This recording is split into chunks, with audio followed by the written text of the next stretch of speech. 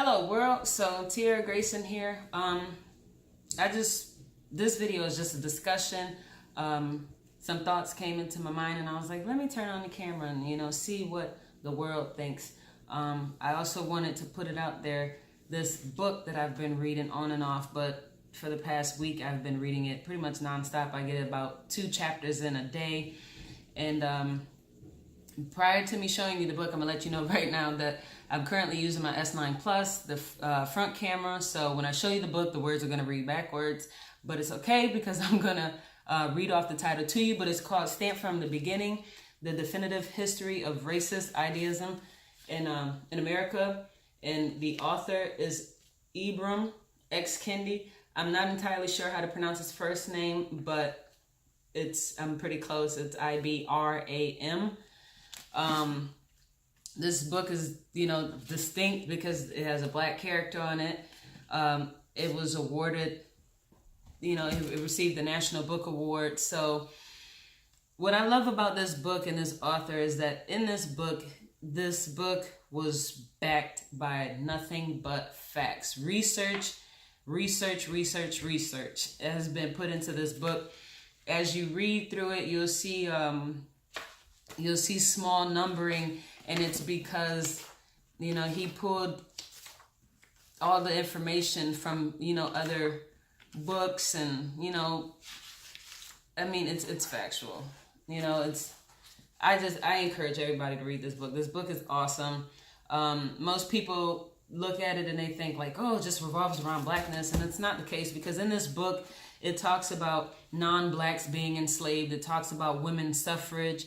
It speaks of some women like Elizabeth Canton. It ties everything together, and literally like from as early as the 1400s to to the early 2000s, just about. So it gives you an idea, and it shows you that the same tactics like divide and conquer that was used hundreds and hundreds of years ago is still being used now. As you can see, people will try to argue, but you can't hide the facts. Like the same tactics that was, put in place back then, where you have the elite white folks that their whole, focus were their own interests, their profits, making money and stuff. And they use tactics like divide and conquer of the, the lower people. They got the middle class and working class whites going against the blacks, and that's how they kept slavery going, and it was to benefit themselves. And it's the same thing that goes on now, where you have, farmers, white farmers who feel like they have lost their jobs to Mexican immigrants, but it doesn't make any sense to blame, the Mexican immigrants, just like then it didn't make any sense to blame the African Americans that were enslaved, because it was the elites who were, looking for cheap labor to make profit. And what they did was use tactics like divide and conquer to keep that stuff going. And, I don't want anyone feeling like I'm trying to uplift one race and put down another, or uplift one gender and put down another, because that's not what I'm doing. That is not what I plan on doing. It's just, this is something that means a lot to me, especially because I can only speak from my perspective. As you see, I'm a black female, so I can only speak from my experience as a black female. I can't speak for whites, I can't speak from that perspective, because that's not me, like, yes, my maternal grandmother was full blood Irish, and she, had my mother by a black man, and so that makes my mom biracial, and so there's white in my blood. But as you see, when you look at me, you see black, and that's what majority people see. They don't look at me and see my white maternal grandmother. They see a black girl. You know what I'm saying? So I can only speak from my perspective.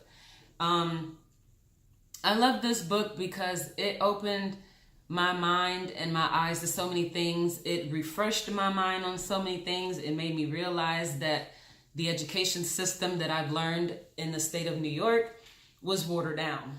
I received the watered down version, just like everybody else who went into the school system within New York.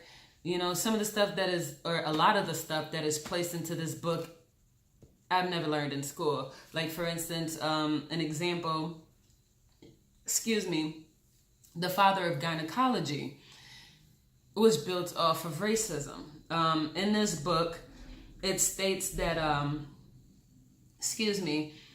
that there was a scientist, or, medical experiments were being done on black women or enslaved women by J.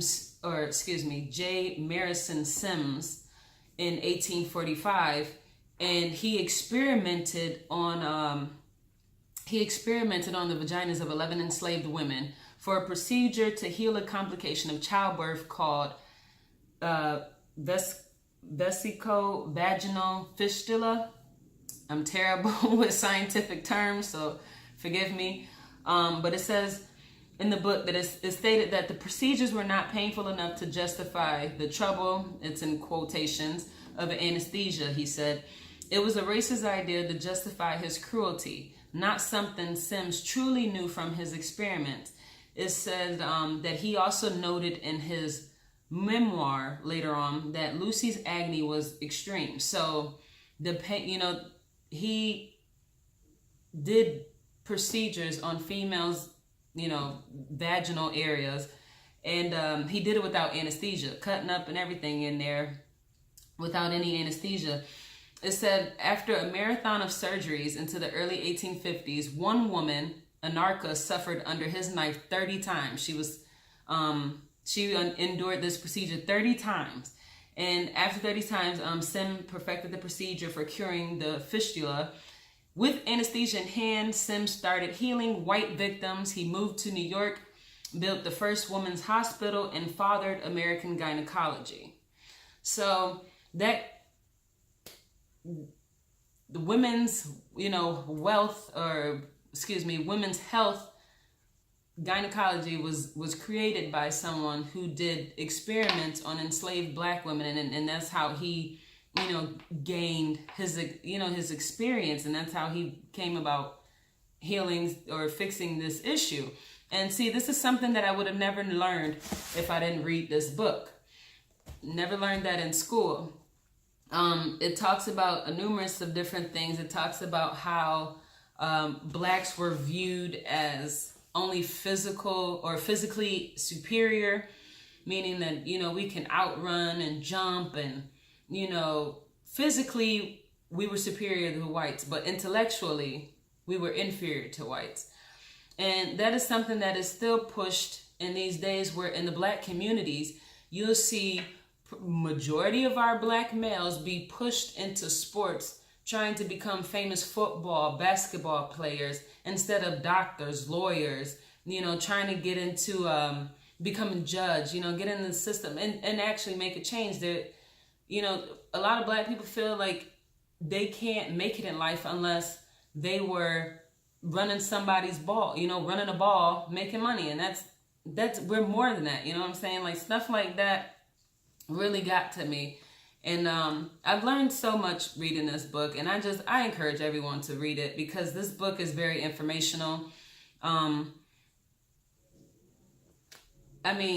lot of people, they'll probably backfire. This will backfire, and have so much to say, and like, oh, this is nonsense, but it's legit. It's legit. Like, it talks about how the whole concept of good hair versus bad hair, straight hair versus kinky hair came about. It talks about how the color complex became prevalent. Like, that's something that is still seen today, where you have blacks competing with other blacks with the light skin versus dark skin thing. And all of that came about during the times of enslavement, where, I hate to say, but white Americans in that time would push these racist ideas and had people believing that the closer you are to white, you know, the more pure you are, the better you are. They did different classifications of people, especially blacks. They had black people classified with apes, baboons, monkeys. Like, you see it all in this book. It talks about racism versus profit, where, you know, Richmond's Tredegar Iron Works, where they placed enslaved blacks in skilled positions to cut labor costs, while white workers protest. Later on into it, the whites demanded pay raises and the removal of the Negroes from skilled work.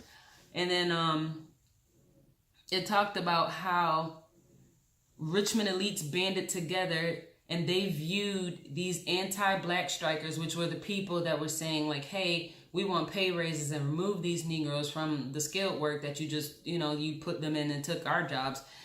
And they viewed them as anti-black strikers as being equivalent to abolitionists, because they were trying to prevent them from making use of slave labor, as the local newspaper cried. In the end, those white strikers were fired. You see, that's still something that happens these days. I remember, maybe last year, I was watching a guy snap. He's a black guy, but he's lighter skinned. He lives out in Webster, New York, which is a kind of predominantly white area, but you'll see colored there.